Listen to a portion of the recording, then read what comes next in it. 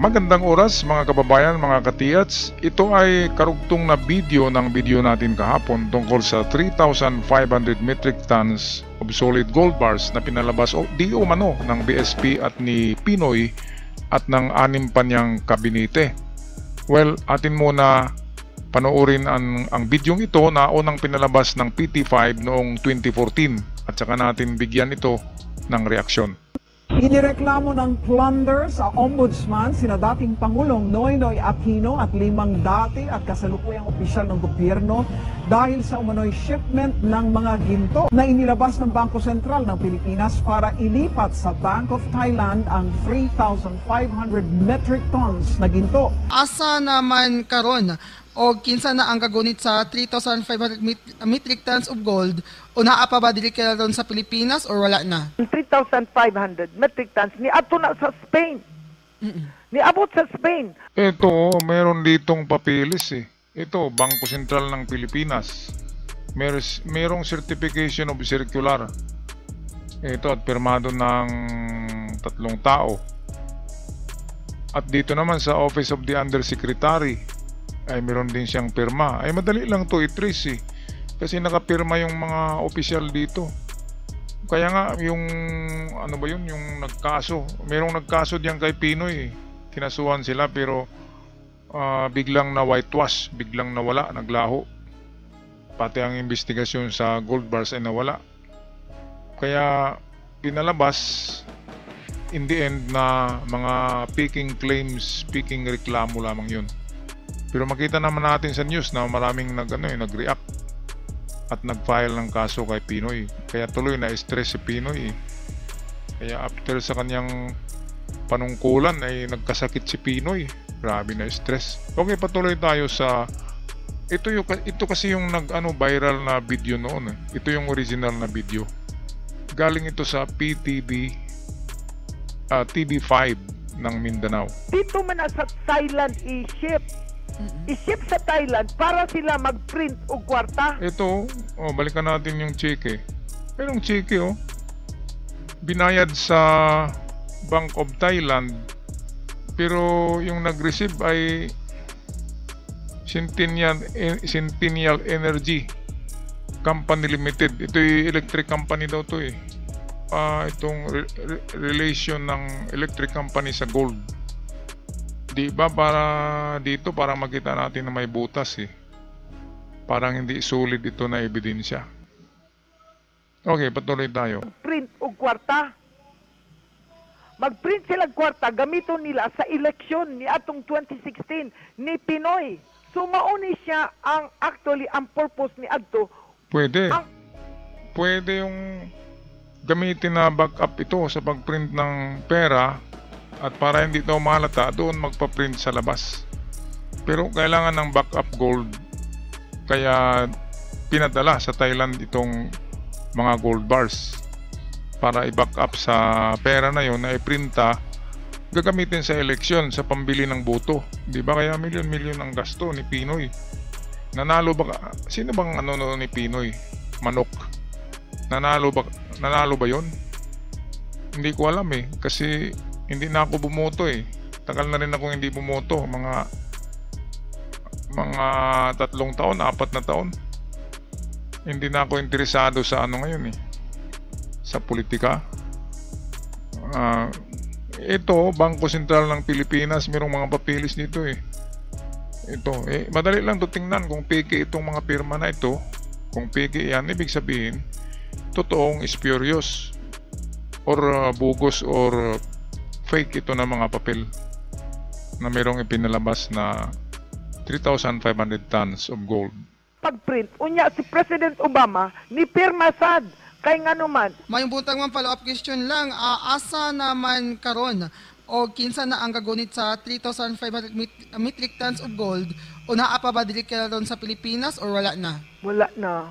Na-ship na ni siya. Dito na naibawaan, pagkahibalo na gyud dayon, na-intercept dayon siya nga na-ship nila ang 3,500 metric tons ni ato na sa Spain. Niabot sa Spain. Dito man na sa Thailand i-ship. I-ship sa Thailand para sila mag-print og kwarta. Ang purpose ni adto ang pagprint unya si President Obama ni pirma sad kay ngano man dili gyud ni siya sa election lang kundili mauni sila ang ilang gamiton sa pagsunog sa kalibutan. Grabe. Ammunition girahon ang katawhan. Teka. Election and then gamitin sa giyera. Pwede rin. Ang galing ng gumagawa na ito, no? Parang conspiracy theory. Conspiracy. Kasi gagamitin sa election, pwede yun. Gagamitin sa election ng pera. Ngayon, may iba pa palang gagamitan yung para sunugin ang mundo daw. Ibig sabihin, mga missiles sa sabog, magliyab ang mundo. Ganyan. So, 3,500 metric tons, $141 billion ang halaga ng iprintan nila na pera. Yun kasi ang unang report na mag-print daw ng dolyar sa Amerika. Doon i-print, kailangan ng backup gold. Kaya hiniram muna yung gold. Tsaka naisuli na daw yun. Kaya okay na, hindi na nakasuhan pa si Pinoy kasi nasa uli na ang mga gold na yun. Ngayon kung totoo na nakapag-print sila ng $141 billion, 141 billion, napakalaki yun, ay dalawa ang nakinabang, ang gobyerno ni Pinoy at ang Amerika. Atin lang yan mga kuro-kuro, hindi tayo sigurado diyan. Kasi conspiracy theory lang itong narito na sabi ay false news daw ito, peke. Kaya nga daw hindi nakulong sila Pinoy kasi peke. Siguro, kaya ako 50-50 lang ako dyan, pwedeng totoo, pwedeng hindi. At dapat ay imbestigahan yung nagpalabas nito na balita at mga papilis. Madali lang naman matrace kasi TV5 sa Mindanao, sa Davao yata yan. Iligan. Kaya madali matrace yan, pero walang nag-imbestiga. Takot yata sila sa TV5, baka lalong lalabas ang baho. Okay, so tapusin natin ang video. Ang 3,500 metric tons. Unya, pagkahibalo na dayon, gibawi din, niadto nag-Spain. Gibawi dito sa Thailand na intercept ug niadto na sa Spain.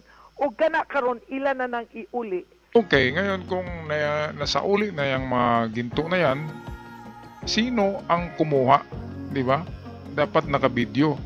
Dapat merong record yan. Merong nagbibideo na kinuha na doon sa Spain at naibalik na sa Pilipinas para walang duda ang mga tao. Para hindi magdududa ang mga tao na ninakaw ang gintong yan. Kaya lang ay parang biglang nawala, di ba? Parang na whitewash talaga. Nawala yung issue. Hindi nagtagal yung issue, nalusaw lang. Kaya mayroong whitewash. Okay, so ito. Nag-research ako sa internet tungkol sa 3,500 metric tons na gold bars na ito. Kung totoo ba ito? So ito ang lumabas. Magandang oras sa lahat ng ating mga katiyats, mga kababayan. Well, ito, nag-research ako tungkol sa sinasabing inilabas daw ng Bangko Sentral ng Pilipinas na 3,500 metric tons na pinirmahan ni Ninoy Aquino Jr. at ng 4 pa na kabinete niya. So ito ang lumabas na hindi raw yung totoo. Ito ang facts check. Okay, at ayon sa nag-check nito ay ito daw ay pinalabas ng isang vlogger noong 2014 na merong mga peking dokumento, papeles galing sa BSP. Pero bakit galing sa BSP yung papeles? Di ba kaya magulo talaga? So multiple news articles pointed out that the charges against ex-President Noynoy Aquino were based on document which the Bangko Sentral ng Pilipinas called spurious or peke. There is also no 400,000 tons of gold hidden in the BSP as claimed because the World Gold Council reported in January 2022 that only 2005 make that 205,238 tons of gold have been mined through history. So, ang namina yan, di ba? Pero yung mga wala pang nag-record ng history, meron ng mga gold ang daigdig natin. Katulad ng ginto ni King Solomon, ay hindi pa yun na-record, di ba? Pero marami yun. Ito na, false claims on plunder, Raps versus Aquino and 400 tons of hidden gold resurface. So, false pa rin. Ito, a TikTok video rehashed a false claim about the late ex-President Benigno Noynoy Aquino being charged of graft and plunder related to alleged gold shipment to Thailand. It also revived the false claim that some 400 tons of gold were hidden in the Central Bank of the Philippines. Ngayon, meron kasing resibo na galing sa Bank of Thailand. Merong resibo doon na nakuha. At marami ang nag-testify na talagang totoo yun Marami. Kaya nga kinasuhan si Pinoy noon. Pero bakit biglang na whitewash? Ito naman noong Mayo 28, TikTok video, which was also shared on Facebook a day after resurrected a 5-year-old news report. Ito naman yung sa UNTV. So 2014 plus 5, 2019. Ito yung pinalabas 2019, 5 years after sa pagpalabas ng balitang yon. Report which falsely claimed that Aquino III and the 6 other people were charged with graft and plunder for allegedly shipping 3,500 tons of gold to the Bank of Thailand. Well, kung sino mang gumawa ng mga papel na ito ay pwedeng parusahan yun kung totoong peke ito. Kasi may mga pirma galing sa galing sa Central Bank mismo. Merong mga papeles doon at authentic daw yun, sabi nung unang balita. Ito, UNTV did produce a report on January 10, 2017. So 2017, 2014 nangyari yun. 15, 16, 17. So 3 years after, nag-report na naman ang UNTV. Ibang channel ito kasi yung unang report ay TV5 yata ang nag-report noon. About graft and plunder charges filed against Aquino, this report is now unavailable, but multiple news articles pointed out that the charges were based on a document which Bangko Sentral ng Pilipinas called spurious. Mga piki. Madali lang sabihin ng mga piki, Meron, hindi kasi lalabas ang kwento na yan kung malayo sa katotohanan. Kasi marami ang nagpapatunay. Pero hindi natin alam, baka siniraan lang ang gobyerno ni Pinoy. Additionally, the woman at the end of the video clip claimed that 400 tons of gold were hidden in the Central Bank, Philippines. Not true. The BSP has debunked a similar claim. The World Gold Council reportedly in January 2022 that only 205,238 tons of gold have been mined through history. Yan yung recorded gold. Pero sabi ko na kanina ay sa panahon ni King Solomon, sa panahon ng Ophir ay napakaraming ginto na hindi pa na-record. So hindi totoong 205,238 tons lamang ang namina na ginto.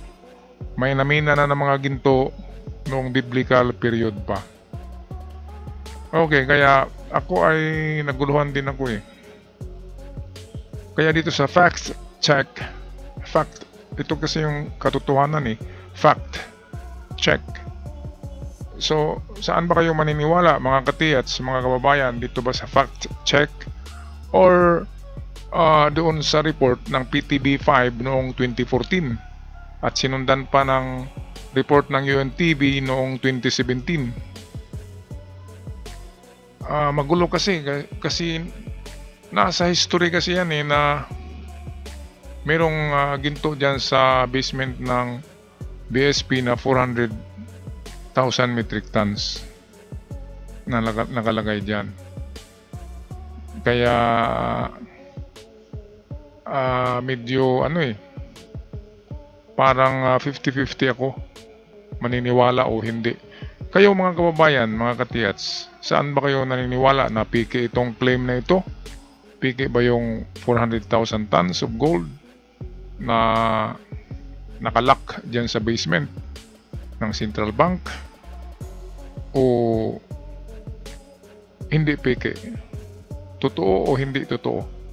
Ang gulo Sa ngayon nga nag-loading ako Nag-compute yung utak ko. Kasi alam natin na mayroon talagang gintong naiwan dyan, pero naiwan sa pag-alis ni Apulakay papuntang Hawaii ay mayroong securely locked in the vault under the basement of Central Bank. Mayroon talagang iniwan dyan na hindi basta-basta mabuksan. Kaya hindi natin alam kung magkano talagang laman ng vault na yun, kung ilang gold bars. Okay, so yun lang mga katiyats, mga kababayan. Comment nyo na lang sa ating comment section ang inyong mga palagay o insights sa balitang ito, fake or not fake. Ako'y magpaalam na. Maraming salamat at huwag kalimutan mag-subscribe sa ating channel.